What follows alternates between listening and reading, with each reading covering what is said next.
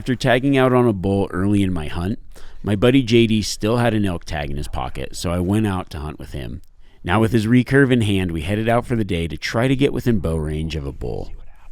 The elk rut was just starting to get really active, and in this open country we were in, we definitely had our work cut out for us.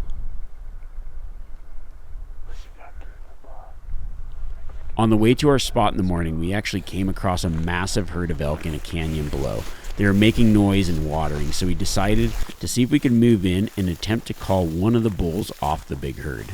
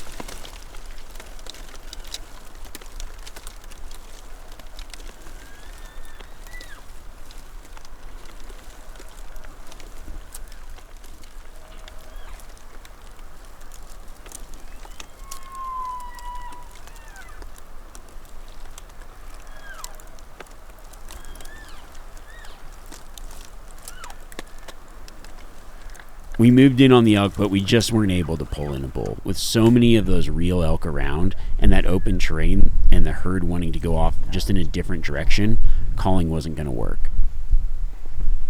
We ended up watching the massive herd move off into the open, and they just put themselves in a place that was a pretty safe spot. It just wasn't ideal for getting within bow range, so we decided to move on and look for a better opportunity, keeping in mind where those elk were in case we could get back on them later.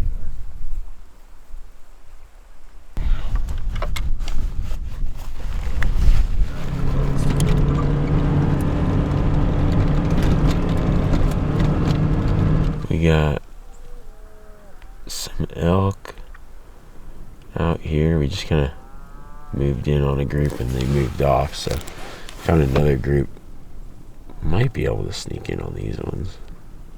The wind would be good for it. Yeah. If you came from back. Get around the back and just get those trees and wait and see what happens. Take a peek. Well, I got my bull a couple days ago, and JD still has an elk tag, so we're gonna try a couple of these different groups. There's a big group over here, another group over there. We're gonna make some plays and see if we can get within range. Maybe get a bull in. He's got his recurve. See if we can get close enough for the old recurve shot.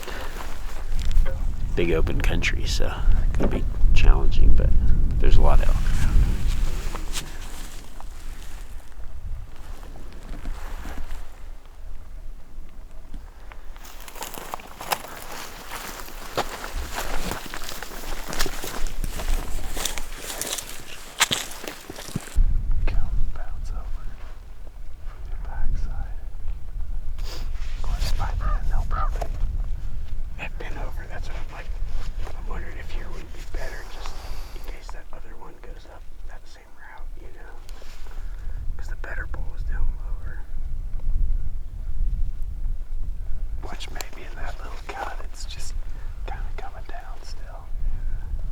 We ended up finding another really good group and moved in on this big herd with the idea of waiting them out.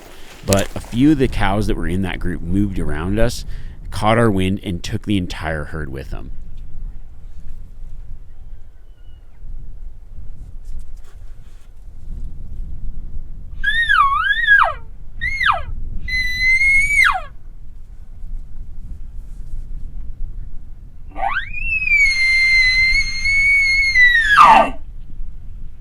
After they ran off, a few of the elk, I think, just didn't know why they were running from that main herd, and so they started to split off as bulls started to get in there and split cows off. So we chose to refocus on one of the smaller groups that put themselves in a better position. In the process of making a play on some elk, we actually had a small group move around the mountain toward us that we could possibly make an ambush on.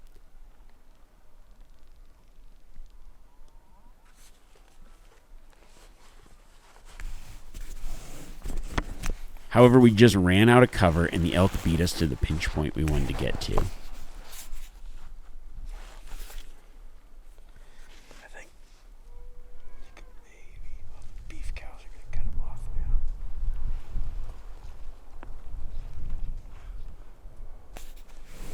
Oh, this might actually work.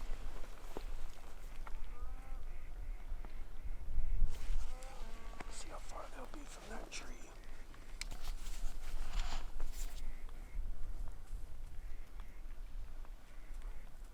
About 30 yards from that tree.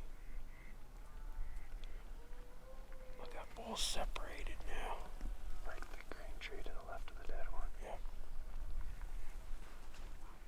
Oh yeah, dude. Oh yeah, this is gonna work. Those cows just cut him off.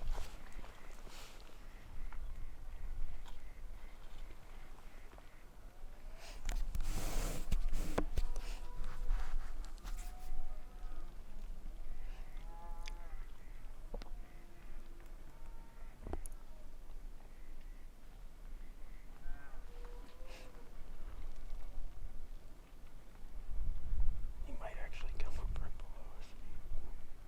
Unless he just decides to leave. He's going the wrong way.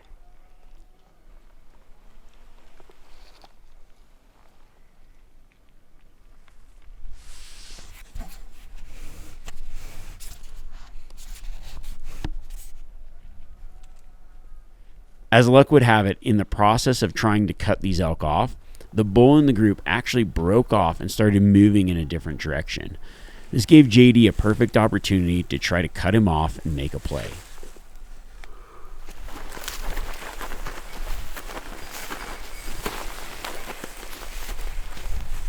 We try to call him at all. Yeah, let's get in position.